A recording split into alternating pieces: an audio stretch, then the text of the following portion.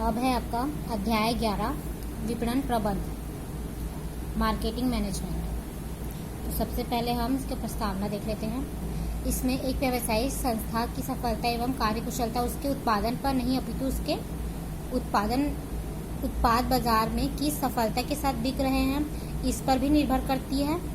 जैसे प्रत्येक उद्योग उत्पादन कार्य अपने उत्पाद को बाजार में बेचकर लाभ कमाने के उद्देश्य से करते हैं। एक व्यवसायिक संस्था के उत्पादों की मांग बाजार में कितनी अधिक होगी वह उतनी ही तीव्र गति से प्रगति के साथ पद पर अग्रसर होगी। इसके बाद है हमारा प्रबंध विपणन से संबंधित अवधारणाएं या विपणन का आधार। इसमें है आपका पहला बाजार यानी मार्केट। परंपरागत विचार में बाजार से हमारा अभिप्राय उस विशेष स्थान से होता है जहां क्रेता व विक्रेता एकत्रित होकर क्रय विक्रय के सौदे करते हैं।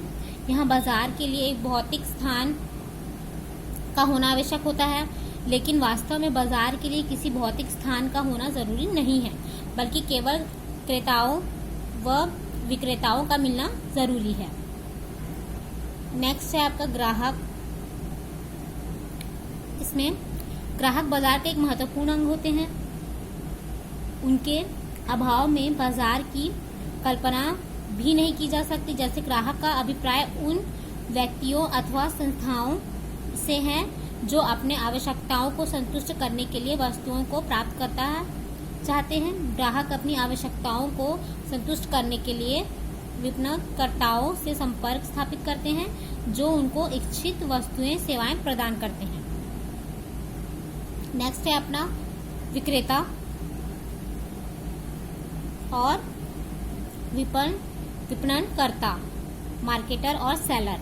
इसमें विपणनकर्ता का अभिप्राय उस व्यक्ति अथवा संस्था से है जो ग्राहकों की आवश्यकताओं को संतुष्ट करने के इरादे से उन्हें वस्तुएं सेवाएं उपलब्ध करवाता है। जैसे यहाँ यह कहना उचित होगा कि ग्राहक संतुष्ट खोजता है जबकि विपणनकर्ता उसे संतुष्ट प्रदान करता है। इसलिए कहते हैं कि ग्राहक संतुष्ट खोजने वाला होता है जबकि विपणनकर्ता संतुष्ट प्रदान करने वाला होता है। जैसे हल्दीराम तथा आर्चिस ग्रीटिंग एंड गिफ्ट विपणन करता है। हल्दीराम ग्राहकों की भोजन की आवश्यकताओं को संतुष्ट करता है, जबकि आर्चिस ग्रीटिंग्स एंड गिफ्ट उनकी बधाई पत्र व गिफ्ट की आवश्यकताओं को।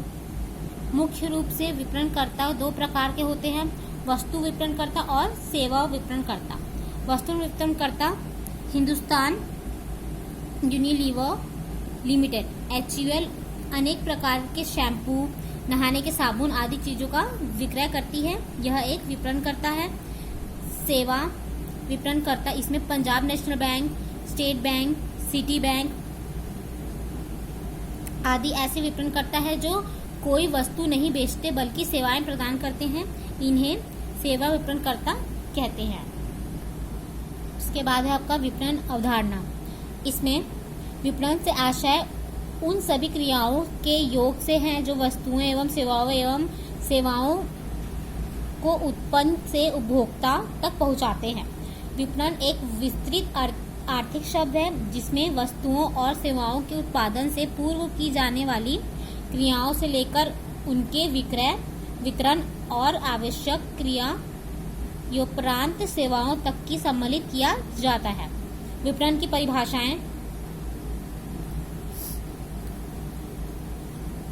फिलिप कोटलर के अनुसार विपणन एक सामाजिक प्रक्रिया है जिसके अंतर्गत व्यक्ति एवं समूह अपने आवश्यकताएं एवं इच्छा को प्रस्ताव उत्पत्ति के माध्यम से प्राप्त करते हैं तथा मूल्यवान उत्पादों एवं सेवाओं का अन्यों के साथ विनिमय करते हैं। नेक्स्ट है विपणन एक प्रबंधकीय प्रक्रिया है जिसके द्वारा उत्पादों को बाजारों की जरूरतों के अनुरूप बनाया जाता है और उनके स्वामित्व का हस्तांतरण किया जाता है। नेक्स्ट है विपणन की विशेषताएं। पहला है आवश्यकता और इच्छा। Need and want. इसमें विपणन का मुख्य केंद्र बिंदु ग्राहकों की आवश्यकताओं और इच्छा होता है। बाजार में सभी क्रियाएं ग्राहकों या उपभोक्ताओं की इच्छा और आवश्यकता को संतुष्ट करने के मुख्य उद्देश्य के साथ की जाती है। बाजार प्रस्ताव तैयार करना।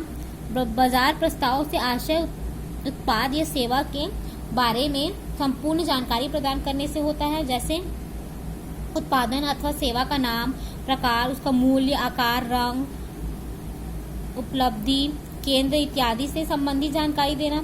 एक अच्छे बाजार प्रस्ताव हमेशा ग्राहकों की आवश्यकताओं एवं प्राथमिकताओं का विश्लेषण करने से के पश्चात तैयार किया जाता है। ग्राहक महत्व।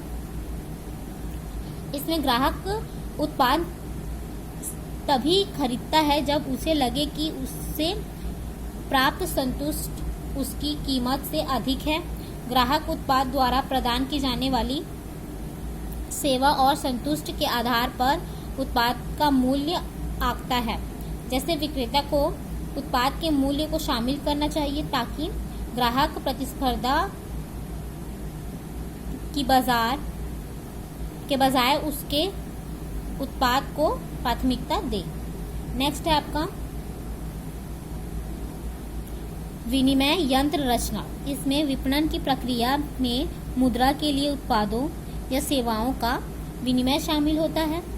विनिमय में ग्राहक धन चुकाता है और बदले में वह उत्पाद या सेवाएं लेता है जो उसकी आवश्यकता और इच्छाओं को संतुष्ट करते हैं। विनिमय निम्रता और ग्राहक के बीच प्रत्यक्ष रूप से या मध्यस्थों द्वारा हो सकता है। विनिमय विपणन का सार होता है कम से कम दो पक्षों की उपस्थिति, क्रेता और विक्रेता या ग्राहक और विपणनकर्ता इत्यादि दोनों पक्षों के पास एक दूसरे द्वारा कुछ मूल्यवान विचार होने चाहिए। दोनों पक्ष प्रस्तावना को स्वीकृत या अस्वीकृत करने के लिए स्वतंत्र होते हैं। प्रत्येक पक्ष एक दूसरे के साथ व्यवहार, लेन देन अपनी इच्छा अनुसार करते हैं। प्रत्येक पक्ष संप्रेषण और के साथ स्फूर्ति के योग्य होते हैं। और ये था आपका विपणन का अर्थ, उसकी परिभाषाएं और उसकी विशेषताएं।